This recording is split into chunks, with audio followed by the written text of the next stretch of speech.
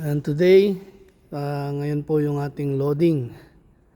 Ayan, load po natin yung mga box natin dito sa Gime warehouse. Yan po yung ating mga box today. Yan, sobra na.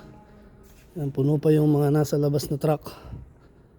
Yan po yung ating container today.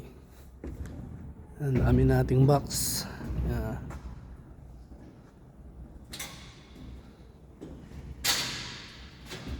Yan, mga taga Chola, Namdo. Yan yung mga box natin ilo-load na.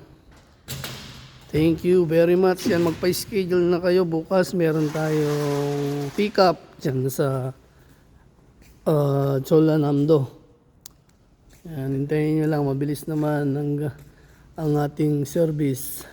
So yung mga gusto magpasabay dyan or magpaabot ng Pasko, dapat magpadala na kayo. Dahil peak season ngayon sa Pilipinas. And thank you very much.